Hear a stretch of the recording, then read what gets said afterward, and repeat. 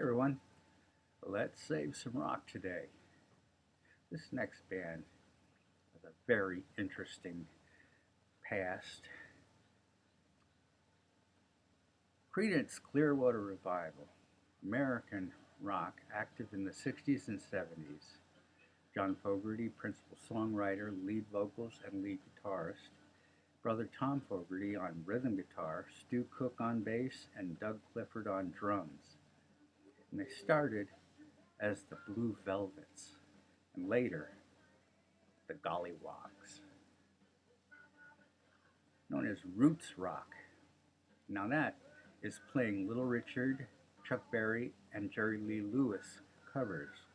Swamp rock, which means the Mississippi Bayou, and blues rock, which means 12 bars, the 1-4-5, and variations up to a point.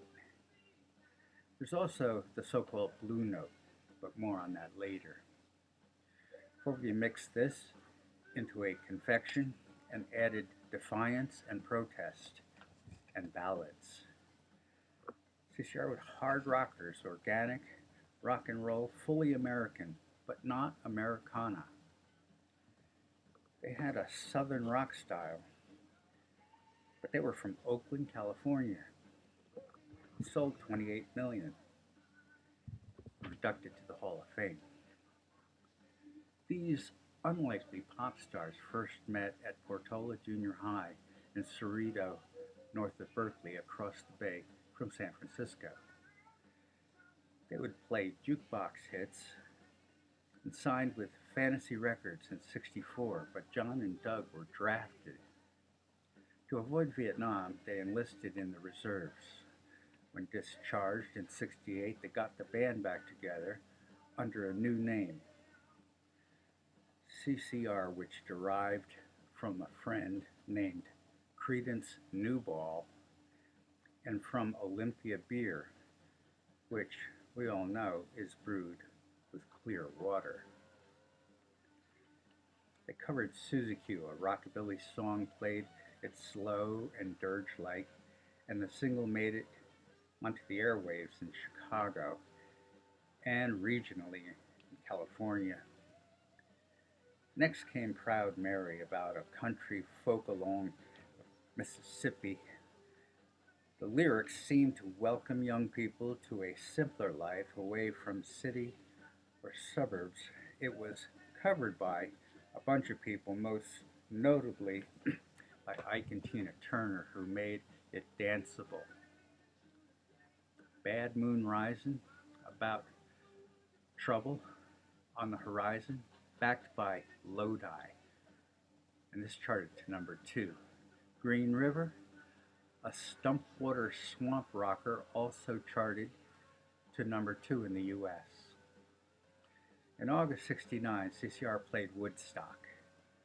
They were slotted to play after the Grateful Dead, who had coaxed the sun from behind the storm clouds. When it was time for CCR, John looked out on the crowd, and the only way he could describe it was that it was a scene out of Dante's Inferno, just people every which way, intertwined, asleep, and covered in mud. Without much audience response, John didn't think they played well at all. He decided to be not on the live album or in the movie.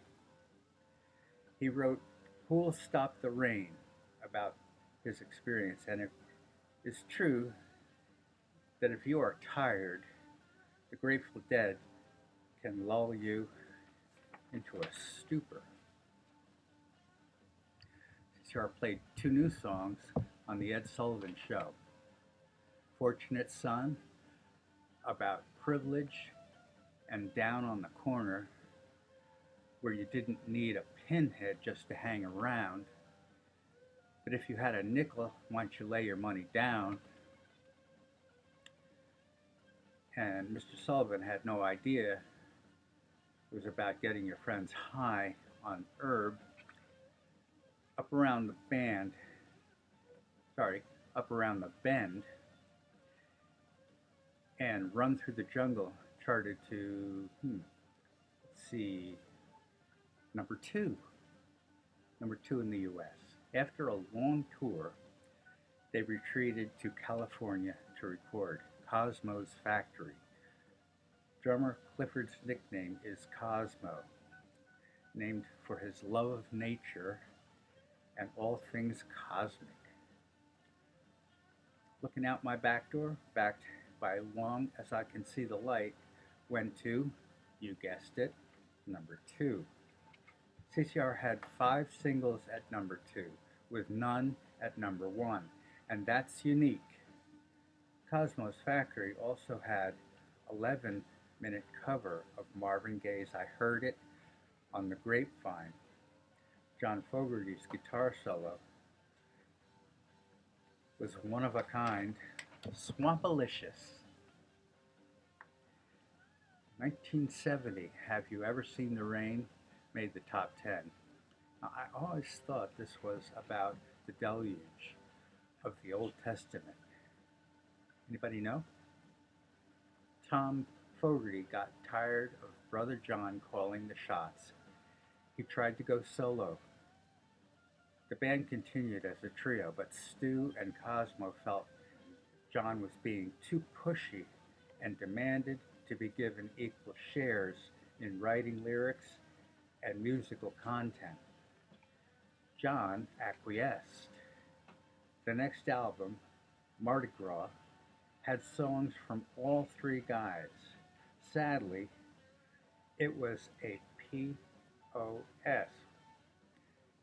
Rolling Stone magazine said Mardi Gras is the worst album by a major rock band they had ever heard. This was an if it's not broke moment, I guess. John was now at odds with the band and the label. When CCR was no more, Cook and Clifford continued touring as Creedence Clearwater Revisited. John Fogerty went on to a successful solo career with his Centerfield and The Old Man Down the Road. Fantasy Records still owned the band's back catalog and felt that Old Man Down the Road sounded too much like Run Through the Jungle, so they sued. John was in the peculiar position of being accused of plagiarizing himself. Courts ruled in John's favor, but John refused to play his CCR songs in his solo set until 1987, when George Harrison told him that he'd better start playing the old hits or the whole world was going to think that Proud Mary was an Ike and Tina Turner song. Tom Fogerty released several of his own solo albums, but they had no chart success. In 1990, he needed back surgery and contracted AIDS from a blood transfusion causing his death. Here are the albums. In 68, Creedence Clearwater Revival. In 69, Bayou Country. 69, also Green River. 69, Willie and the Poor Boys. In 70, Cosmo's Factory. In 70, Pendulum. And in 72, Mardi Gras. There's some albums put out by the pre-Creedence Gollywogs in 1975. It's called Fight Fire, Complete Recordings, 64 to 67, released in 2007 too. I have not heard that, but I think I will go out and try and make that happen. Played a bunch of CCR covers in my band. So they're easy to play, easy to remember. I don't know if they're easy to sing.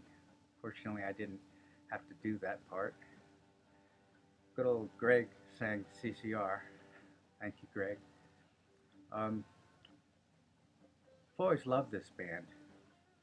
into a specific genre or type. I guess they were unique in their own way. It's like they were hippies, but kind of real serious hippies, I guess. CCR. One for the ages, folks. Never forget. And let's save rock and roll. Thanks for being with me. See you all next time. Go, Johnny, go.